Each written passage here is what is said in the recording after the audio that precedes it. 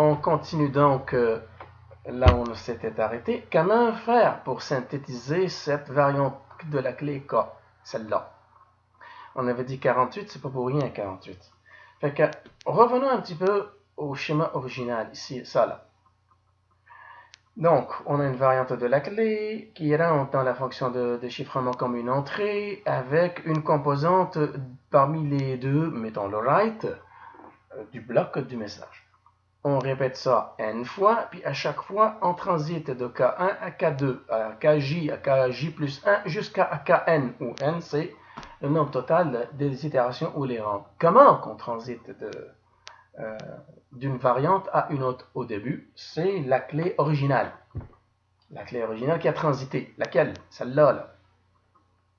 La clé originale qui a transité ici, là. Elle a transité.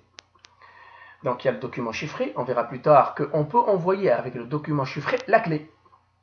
Dans certains cas, selon le protocole. Dans d'autres cas, le protocole envoie la clé ailleurs, à part. Donc, la clé transite à quelque part de l'envoyeur A vers le récepteur B. Mais cette clé-là aussi, là, il faut vérifier son intégrité. D'où un code correcteur d'erreur dans le code de ES classique dans les années 70 et 80, c'était les bits de parité. On verra les codes correcteurs d'erreur dans la partie sécurité. On verra certains codes correcteurs d'erreur sous une forme sommaire sans rentrer dans les détails. Leur fonctionnement général, qui est purement mathématique. Donc, la clé, elle doit aussi pouvoir être vérifiée ici pour son intégrité. Fait qu'elle comporte des codes correcteurs d'erreur. Donc, ces codes correcteurs d'erreur-là dans la clé K, ils vont être enlevés. Parce que ces codes-là, c'est le 8e bit qui désigne combien de 1 dans le fragment. Donc, ça ne fait pas partie carrément de la clé. Si je prends le mot chat nécessaire pour déchiffrer la phrase débarquement en Normandie, il faudrait que la clé soit uniquement le mot chat, indépendamment de la version avec laquelle elle est véhiculée, binaire, hexadécimal ou autre, ou numérique. On a vu que le chat devient numérique, une composition de 2, 4, 1, etc. Fait que, pour synthétiser une variante après de la clé d'origine, on enlève les bits de parité qui finalement ne font pas partie du contenu de la clé, mais nécessaires pour la vérification, une étape parmi plusieurs, nécessaire pour la vérification de son intégrité. Fait que, on enlève les bits de parité.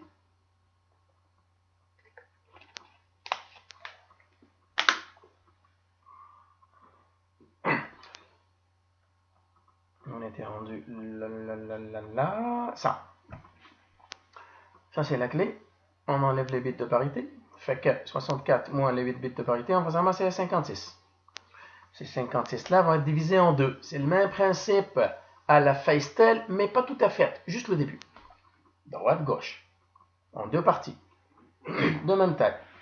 Fait qu'on va faire quoi? On va appliquer des traitements sur ces parties-là. Donc chaque bloc parmi les deux, on va prendre. Puis on va faire quoi? Pour pouvoir synthétiser une nouvelle variante KI plus 1 à partir de KI. Donc K1 à partir de K0 au début. On fait quoi? On fait un décalage. On fait un décalage où un bit va être décalé de 1 ou 2 positions. Cela dépend, c'est la clé de quelle ronde? Première, deuxième, troisième, nanana. Par exemple. Donc la clé de quelle ronde? C'est-à-dire ici, je parle là pour qu'on se situe où je parle. Ici, voilà, c'est ça. La clé de quelle ronde? Ça dépend. Si c'est la ronde 5, le décalage va être un certain nombre spécifique. Si c'est la ronde 14, le décalage va être un certain nombre spécifique. Décalé, ça veut dire que le premier est décalé vers la deuxième position. Ou le premier est décalé vers la troisième. Si on décale un, les autres se décalent automatiquement. Fait que ça devient circulaire. Le dernier devient premier. Ou le dernier, si on décale de 2, le dernier devient deuxième. C'est comme ça. Puis l'avant-dernier devient premier. C'est ça un décalage. Fait que finalement circulaire le décalage. Donc, c'est ça. Donc, par rapport à la ronde, le décalage de 1. Un décalage de 1, un décalage de 2, c'est un pas. C'est ça ce que ça veut dire. Donc on regarde ici, là, les décalages c'est 2, 2, 2, 2, 2. Par la suite, alterné d'un décalage de 1 à la ronde 9. Et de 2, 2, 2, 2, 2. Le dernier c'est 1. Les deux premiers c'est un décalage. Bon, ces décalages-là par rapport à la ronde. Mais il n'y a pas que ça. Donc un décalage pour chaque partie. Les deux parties égales, un décalage. C'est comme droite-gauche, traitement en parallèle des deux. Il n'y a pas que ça. Une fois qu'on a fait le décalage, je fais qu'il y a des nombres ici. C'est une procédure. On fait ça. 2, on fait ça. 3, nanana. On décale. Une fois qu'on décale, on obtient une deuxième version de la partie droite et de la partie gauche. Puis on fait quoi après? On colle. Bon. On colle. On obtient nos 56 qu'on va rabaisser entre guillemets à 48 pour obtenir celle-là. Celle-là à 48. Dans la fonction d'expansion pour le bloc de 32, on gonfle. Dans la fonction ici, on dégonfle ou on retranche. Comment qu'on retranche? Selon une procédure tout à fait connue. Alors on fait quoi? On enlève 8 pour que les 56 deviennent 48. On les enlève comment? Selon une table. C'est une matrice. Alors elle est où la table? Elle est là. Les 8 bits sont enlevés selon une table. Fait qu'on dit quoi? On dit parmi les 56, on va garder que aux autres. On va garder que aux autres. La 14e devient première, la 17e deuxième, et on remarque que par exemple, le 17 il n'est pas là. Non, pas le 17, le 14, je ne me rappelle plus. Il y en a un qui n'était pas là. On remarque que le 56 il est là, 57 il était là. Le 57 il n'est pas là. Si mon balayage visuel est correct, là, le 57 il n'est pas là. Fait que le 57 il est parti où? On l'a enlevé. La même chose, fait qu'on enlève 8 selon la table. Quand on enlève 8, ben on réarrange, c'est une permutation quelque part. Fait que le 14e bit devient premier, le 32e sera 48e, celui-là, etc. Il y en a qui sont flochés. À part le 57, qu'est-ce qui est floché? Est-ce qu'il y a le 42 il est là? Est-ce qu'il y a le 40? Le 42 il est là, 41 il est là. Je pense qu'il n'y a pas de 40. Il n'y a pas de 40. Ah oui, le 40 il est là. Je suis fatigué. J'arrive pas à toutes les visualiser. Bref, on a compris comment ça marche. On enlève 8, puis moi, je les mémorise pas par cœur, les 8 qu'on a enlevés. Mais bon, j'aurais dû peut-être les rajouter ici, là, les compter et les rajouter, mais on a compris le fonctionnement. Bref, ben, comme vous le savez, là, je fais cette séance-là en asynchrone à cause que j'ai eu une intervention chirurgicale mineure, là, et bon, je suis encore fatigué, fait que mais dans les prochains jours, ça va aller mieux. C'est pour ça que j'ai un peu de la misère à me situer par rapport à certains contenus qui demandent un petit peu le focus puis l'acuité visuelle pour faire un balayage. Mais je vous rassure, tout ce que je vous raconte tient la route. Je suis pas en train de divaguer. Ça tient la route, ok? Fait que j'ai pas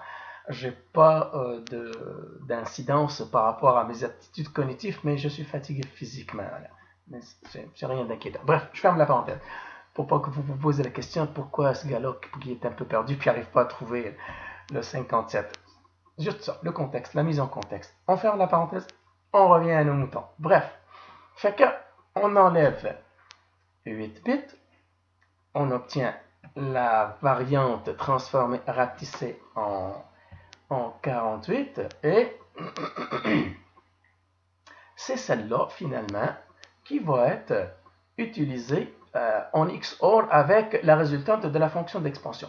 Cette façon de faire avec les étapes 1, 2, 3, 4, 5, ça c'est l'étape 5, ça c'est un zoom sur l'étape 5, on appelle ça l'algorithme de cadencement de la clé. C'est comme ça qu'il s'appelle. Cadencement de la clé, ça veut dire comment obtenir une variante à partir de la précédente, pas à partir de l'original, la précédente. Une nouvelle variante. Je pense que je le dis à quelque part. La variante précédente, c'est ça. À partir de la variante précédente. Bien entendu, la K1, elle s'obtient à partir de la K0, qui est la clé d'origine normalement tenue secrète. Fait que, c'est comme ça qu'on fait. On les passe en XOR, comme je l'ai dit. premier parmi les 48 bits de la clé K, ce qu'on appelle ici J, avec le premier des 48 bits de la sortie de la fonction d'expansion de la partie de droite, tant qu'on a commencé au début. C'est comme ça, un par un, opérant de 1 pour chaque opérand, de premier avec le premier, deuxième avec le deuxième, comme je l'ai dit dans la première partie. Et on se ramasse avec un 48 là. C'est qu'on se ramasse avec un 48 qu'on va essayer de scinder en blocs. 8 blocs de 6. Et donc, ça c'est un petit rappel de la fonction d'expansion, etc.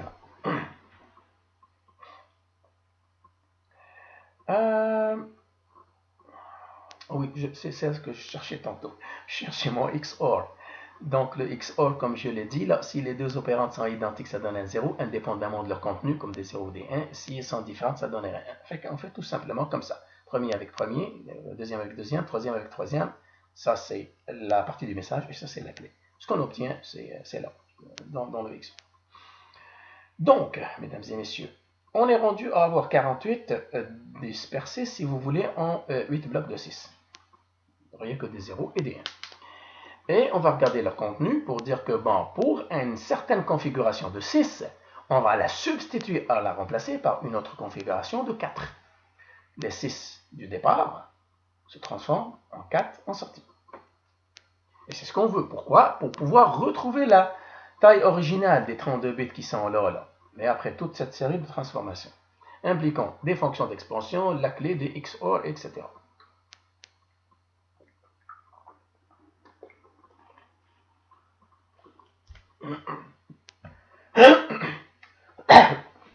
Pardon. Donc, on rentre chaque bloc comme entrée dans une table, ce qu'on appelle la boîte de substitution, puis elle dit, dépendamment de la composition bien particulière de ce bloc-là, c'est quoi la sortie. Regardons ça en détail. C'est ce que je dis ici. On rentre un 6, ça c'est les 6 en entrée, les 6 lignes, ça sort un 4. Ces 4-là qui sortent, une permutation inverse à l'original, et on en a en 2. Donc,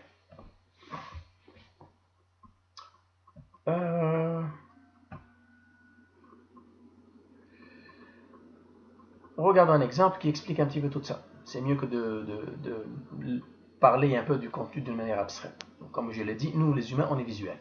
Supposons, ça c'est la façon de fonctionner indépendamment du bloc, mais on prend un exemple. Cet exemple-là, on va le prendre en 2 versions. Une version décimale, plus facile pour nous les humains, et on regarde la version concrète, réelle, qui est du binaire. Pour nous les humains, c'est un peu difficile de manipuler du binaire. Fait qu'on regarde l'exemple en décimale, et par la suite, la transposition qui est réellement applicable en binaire. Supposons que le bloc B1, c'est celui-là. Je vous rappelle que le bloc, c'est les 6 premiers éléments, les 6 deuxièmes, les 6 troisièmes, tatati, nanana, jusqu'à temps qu'on arrive à la 48. Fait que supposons que le bloc B1, c'est aux autres, c'est ces 6-là. 1, 0, 1, 1, 1, 0. La table de substitution indique par rapport à la ligne et la colonne, ça c'est la ligne et ça c'est la colonne. C'est quoi la remplaçante de ce bloc de 6? Et la remplaçante est un bloc de 4. Donc, comment ça marche? On va prendre les 2 extrémités. Je le dis ici. Tout ce que je dis là, c'est expliqué là, dans ces trucs-là. Donc, la ligne, la colonne, la machin, tout ce que vous voyez ici dans les acétates, je suis en train de l'expliquer verbalement via l'exemple. Qu'est-ce qu'on fait? On va prendre les 2 extrémités du bloc, de taille 6 encore une fois.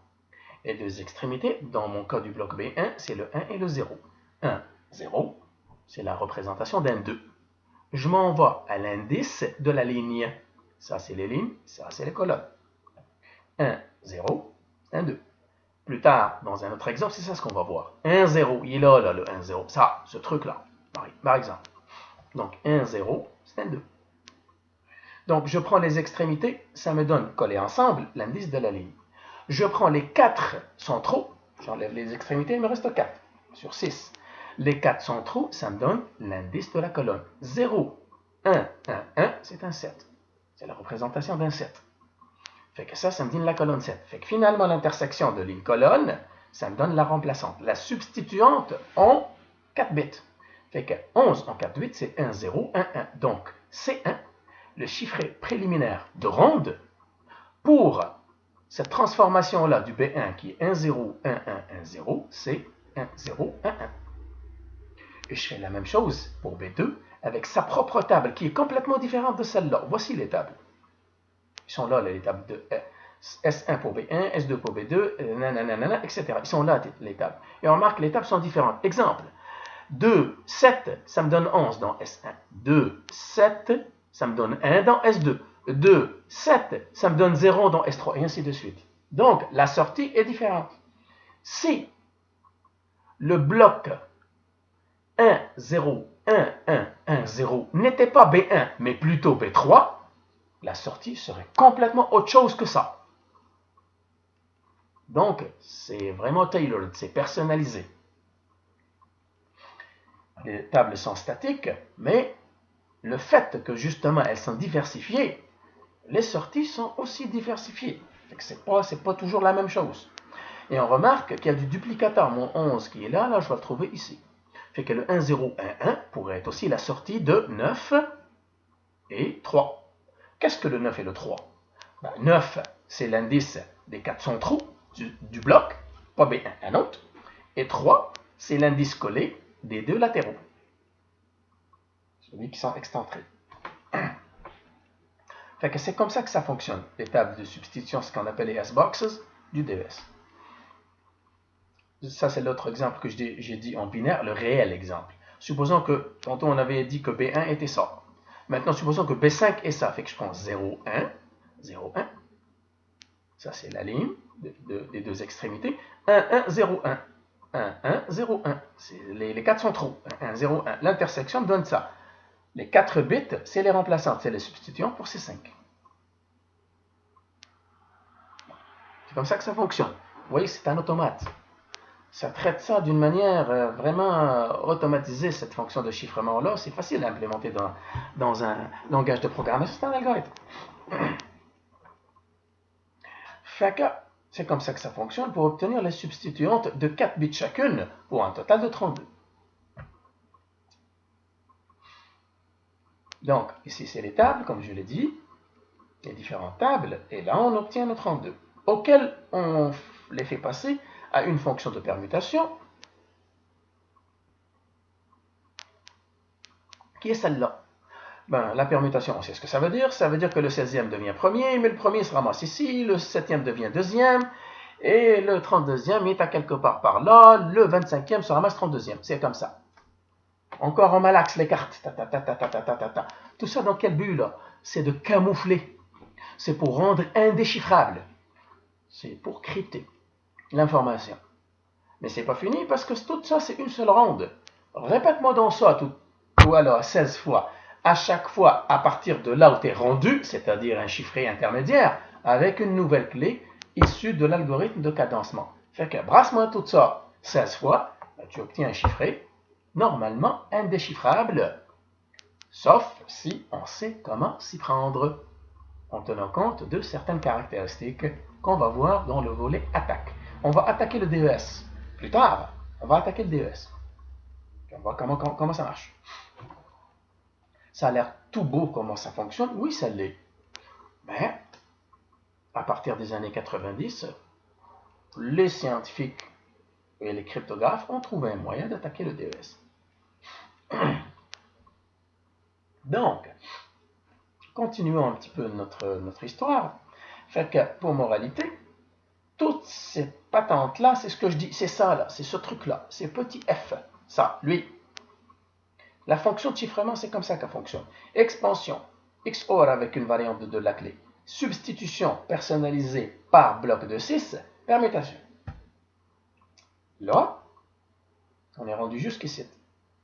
Ce qu'on va obtenir, on va le faire en XOR avec la partie non traitée. Laquelle la partie non traitée? C'est l'autre partie. On avait droite-gauche, une partie qui a été traitée pour être gonflée à 48, puis nanana, XOR, blablabla, et l'autre partie n'a pas été traitée pendant toute. L'autre partie, justement, celle-là, ben, elle va servir là, là. Le traitement résultant de la fonction de chiffrement avec toutes ces étapes-là, et lui va être en XOR avec cette partie-là. D'où l'importance de ramener ça à 32. C'est parce qu'on a scindé à 32 au début, là. 64 divisé par 2. En XOR, ce qu'on obtient, c'est le nouveau right. On permet de demain. Le nouveau left, c'est l'ancien right avant tout traitement, sans rien pantoute, qui lui va être impliqué en XOR, la même chose, avec cette partie traitée, et ainsi de suite.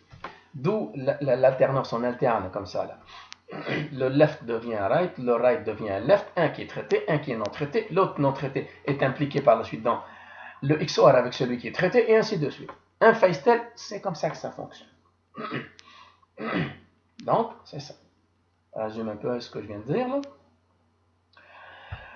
Fais-moi donc ça 16 fois, de 1 à 16 ou de 0 à 15, et une fois que tu as fini, ce que tu obtiens, applique-lui une permutation, comme je l'ai dit tantôt, inverse à la permutation originale.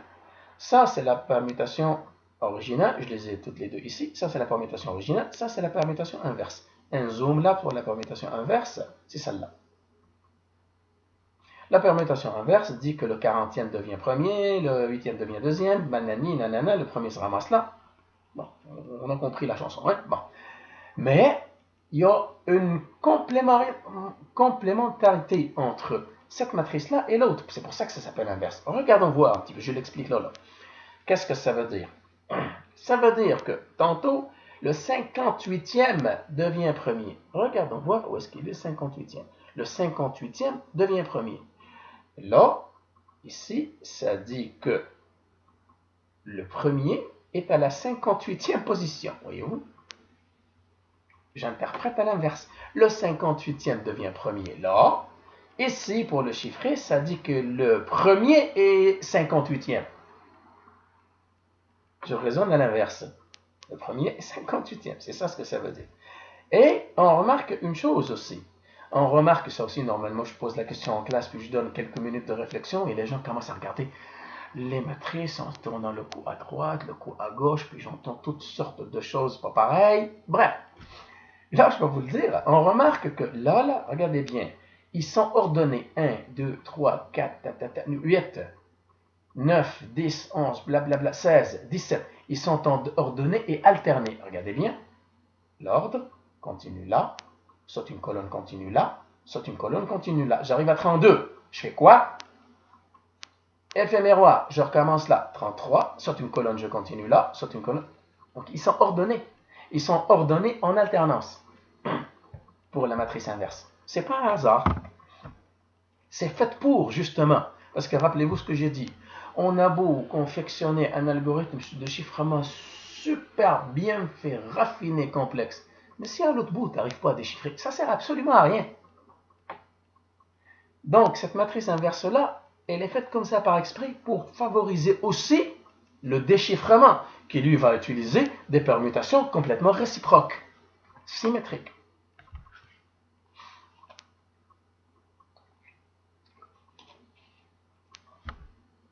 Donc, comme je le dis, IP, ça veut dire Initial Permutation, la permutation initiale, puis IP-1, comme on a vu un petit peu dans le calcul de Hill, ça veut dire que c'est la transposée. Fait que, chiffrer c'est bien beau, ben encore là, il faut que tu arrives à déchiffrer. Et rappelez-vous ce qu'on avait dit, la même clé. Ça veut dire quoi ça? Ça veut dire que quand tu vas commencer ici avec la clé K0, il faudrait qu'à la réception, à partir de K0, tu obtiens Kn pour faire ça à l'inverse. Parce que les 16 rondes, c'est K0, K1, K2, K la dernière c'est Kn. La dernière a permis d'obtenir le chiffré. Fait que quand tu reçois le chiffré, tu ne vas pas commencer avec K0, tu vas commencer avec la dernière qui a permis de l'obtenir. Kn. Après tu vas faire Kn-1. Après tu vas faire Kn-2, Kn-J, K0. Cette K0-là va te permettre à la dernière itération d'obtenir le texte en clair avec ces deux parties. Donc, à l'inverse, à partir de Kn. Sauf que Kn, il faut que tu arrives à la synthétiser à partir de laquelle? La clé originale. Donc, il faut que l'algorithme de cadencement aussi possède sa propre réciproque pour que tu arrives à avoir Kn. Et à partir de Kn, tu fais le décalage inverse. Comme tantôt, c'était la 16e ronde, tu fais un décalage de 1. Fait qu'à partir de Kn, tu fais un décalage de 1, mais dans l'autre sens. À la 14e, c'est le décalage de 2, tu fais un décalage de 2, mais dans l'autre sens. C'est Kn-2, et ainsi de suite. Comme ça que ça fonctionne. Fait que l'algorithme de déchiffrement, c'est l'inverse. Les étapes inverses, les matrices inverses, les substitutions inverses, les procédures inverses. C'est pour ça qu'on dit que c'est la même clé, parce que c'est la même donnée, mais la façon de faire est inversée. Elle est symétrique. Tu regardes un miroir, là, la gauche, tu la vois droite. C'est exactement la même chose ici. Et regardez bien, la gauche, tu la vois droite. R0, il est là, ça veut de l'autre bord, ça devient L. Left and right, right and left. Tu splits, mais à l'envers. Effet miroir. Bref, on a compris. Fait que le déchiffrement se fait de la même manière. Dans ce cas-ci, on ne rentrera pas dans les détails, mais par contre, dans le prochain, qui est le AES, on rentre dans les détails du déchiffrement. Fait qu'on y va tranquillement, pas vite. C'est déjà assez compliqué de comprendre toutes ces notions-là, etc. En passant, je vais en parler la séance prochaine. Vous allez, malheureusement pour vous, mesdames et messieurs, simuler le fonctionnement de DES. La bonne nouvelle, dans le cadre d'un devoir, la bonne nouvelle, c'est que vous n'allez pas simuler 16 rondes, vous n'allez pas vous taper ça, je ne vais pas vous imposer ce calvaire, mais un DES simplifié. Ne vous inquiétez pas, vous allez y arriver. La plupart des groupes y arrivent à merveille et ça ramasse avec une bonne note. Vous allez simuler le DES, mais sur une version très simplifiée avec des matrices de substitution et de permutation simplifiées aussi adéquates à cette petite mini-étude de cas. Vous allez le faire. C'est pour ça que je prends le temps pour pouvoir l'expliquer. Mais j'y reviens en temps libre pour vous parler un petit peu de justement cet exercice-là où vous simulez le DES. C'est un travail théorique, hein? Il n'y a pas de programmation là-dedans. Il y aura d'autres exercices où il y a de la programmation. Je ne me rappelle pas pour vous, c'était Python ou C++, c'est spécifié dans le plan de cours, là. Mais pour cette simulation d'un DES simplifié, ça va être papier-crayon. Donc, ça, le DES classique. Ce DES classique-là, on a essayé justement de le complexifier. Fait qu'on a eu la version DES Extended. Ou le DES Extended, comme je l'ai dit tantôt, là où les clés d'origine. Le DES classique, une seule clé. Des variantes issues de cette clé-là à l'origine via l'algorithme de cadencement qui se repose à chaque étape n de la clé de l'étape précédente. C'est comme ça que ça fonctionne en résumé. Mais le DES Extended, lui, utilise deux clés. À l'origine, deux clés. Et regardez bien comment ça marche. Il fait un DES classique. Avec une seule clé. La clé d'origine classique, qui est 56. Bien entendu, ici on ne compte pas les bits de parité. Hein? On a enlevé les bits de parité. Fait qu'il y a 64, puis on enlève les bits de parité, puis que ça devient 56. Fait qu'il prend le message. Donc à l'origine, l'algorithme prend quoi comme entrée? Les blocs du message et la première clé. Il chiffre. Donc on obtient ça, chiffré. Voilà. Et puis après on fait quoi? Le chiffré qu'on obtient là, on va encore le passer en XOR avec la deuxième clé, la clé K2. Maintenant, dans certaines versions du DESX, K1 est 128, K2 est 56. Dans d'autres versions, c'est le contraire. C'est pour ça que je dis c'est un protocole. Ça dépend du consensus. Donc, dans d'autres versions, K2, des fois, elle est 56, puis K1, elle est 128, puis etc. C'est le contraire. Bien entendu, si K1 est 128, le message est coupé en conséquence. Hein? Ça dépend. En pratique, je vous parle, en pratique, quand il a été utilisé dans les années 80, comment ça marche? En pratique, ça varie, dépendamment des versions du Extended. Après, Fait que ici, c'est une explication un peu comme je le dis, puis je rajoute un peu certains détails verbaux par rapport à la pratique, comment ça marche, parce que ça, c'est le principe théorique. Après, on a fait quoi? On a sorti le triple en 98. Le triple DES, ça veut dire quoi? C'est un DES 3 fois. Le message en clair, il va subir tout le tralala qui est comme ici, là. On obtient un chiffré. Le chiffré qu'on obtient là, après les 16 ondes, lui-même, en utilisant une deuxième clé, passe dans un autre algorithme DES. On obtient un autre chiffré. Lui-même, comme entrée avec une troisième clé, passe dans un autre algorithme DES pour avoir le chiffré final. Grosso modo, c'est comme ça que ça marche. Mais, seule la première étape est du chiffrement statique. Qu'est-ce que ça veut dire? Ça veut dire que seule la première étape, l'encadré rouge qui est ici, là, seule la première étape, c'est un chiffrement comme je l'ai expliqué dans ces acétates-là, pour obtenir un chiffré. Après, les autres étapes, c'est dynamique. C'est-à-dire que ici, quand j'obtiens mon chiffré, il rentre avec une deuxième clé. Je vais le surchiffrer ou le déchiffrer. Donc, ça se peut que ici, mon chiffré va être déchiffré avec une autre clé. Alors, bien entendu, déchiffrer un chiffré avec la même clé, j'obtiens le clair. Déchiffrer un chiffré avec une autre clé, j'obtiens du n'importe quoi. Autrement dit, je deviens un autre chiffré. C'est comme du surchiffrement en combinant le chiffrement et le déchiffrement, mais avec deux choses différentes. La clé au début et une autre appliquée sur le chiffré. Donc, ici, ce qui sort là, c'est un autre chiffré, c'est un autre barbeau, complètement illisible. Pourquoi? Parce que quand bien même c'est le déchiffrement qui a été fait, il repose sur une autre clé autre que celle-là. Dans la troisième version, ça dépend aussi. Je pourrais chiffrer comme je pourrais déchiffrer. C'est paramétrable dans le DES triple, selon le consensus entre les deux parties. La seule chose qui est certaine, c'est qu'ici on chiffre, on n'a pas le choix. On chiffre avec la clé. On commence par chiffrer, c'est comme ça le consensus. On chiffre. Et après, on commence à malaxer, chiffrer, déchiffrer, déchiffrer, chiffrer, etc. Ce DES triple a eu une autre version expérimentale qui s'appelle le DES quintuple, 5 fois. C'est pour augmenter encore la complexité. Fait que 1, 2, 3, 4, 5. Même chose, on alterne, chiffrer, déchiffrer, etc. Selon le paramétrage initial, je pourrais chiffrer, déchiffrer. Je pourrais chiffrer, déchiffrer, chiffrer. C'est toute combinaison possible. Alors imaginez-vous avec 5, il y a plein d'autres combinaisons. Tout ça pour faire quoi? C'est pour augmenter la complexité du chiffrement. Pour pallier à quoi? À une éventuelle attaque. Mais on verra plus tard, quand même, un DES quintuple est cassable. Cassable, ça veut dire qu'on peut l'attaquer et réussir. Réussir à faire quoi?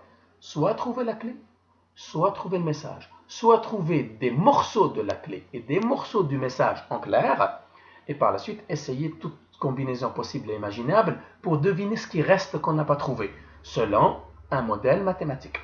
On verra plus tard, en temps et lieu, les détails de toutes ces approches d'attaque. Donc, ça, c'est le DES triple. Alors, des applications pratiques, bien sûr, ça date des années 80-90. À partir des années 2000, le DS n'était plus utilisé. Je vous explique ça dans la deuxième partie, justement. Ça a été utilisé, par exemple, dans les cartes crédit, les systèmes de paiement bancaire. Ça a été utilisé aussi dans la messagerie électronique à ses débuts, quand on a commencé à utiliser les emails et qu'on voudrait rendre certains emails confidentiels. Ça a été utilisé aussi dans des protocoles réseau. Un exemple que je vous donne ici, Kerberos, qui utilisait aussi un chiffrement DES. À l'heure actuelle, là on se parle dans les années 25, le DES n'est plus utilisé. Dans quelques rares cas d'applications qui ne sont où la sécurité n'est pas vraiment de mise. On veut juste cacher un contenu dont la nature n'est pas névralgique, tout simplement. Si ça a été attaqué et que cela serait découvert, ce n'est pas grave. Pourquoi? Je vais vous le dire. Parce que c'est éphémère. C'est un contenu qui, par exemple, Après 30 minutes, il n'est plus valide. On verra ça dans la sécurité. C'est quoi ce genre de contenu éphémère, temporaire? C'est ça. Un contenu de 30 minutes. Après, il est plus valide. Fait que ça donne rien de se casser l'existence à lui appliquer un truc super complexe si on sait que de toute façon, le temps nécessaire pour pouvoir l'attaquer, pour le déchiffrer, mettons des pirates, ça va leur prendre 3 heures. C'est pas grave. Dans 3 heures, quand ils vont le trouver, le contenu qui a une durée de 30 minutes de validité est plus bon. Donc ça, c'est les différents cas très particuliers où on appliquerait encore du DES. Mais encore là, c'est un peu vraiment très sporadique dans la pratique, je vous dis. Donc, dans la deuxième partie, on va regarder un autre type de chiffrement, symétrique aussi, mais plus sophistiqué, qui est toujours d'actualité aujourd'hui. C'est le AES. Je vous parle un petit peu d'un brin d'histoire, comment celui-là a été attaqué, comment, etc. Le AES, comment il a vu naissance. Et on regarde un petit peu justement, comme cette première partie-là, une simulation, comment le AES fonctionne. Fait qu'on se donne rendez-vous en classe pour la suite des choses. Je vous souhaite une bonne écoute de ces deux parties-là et à la revoyure.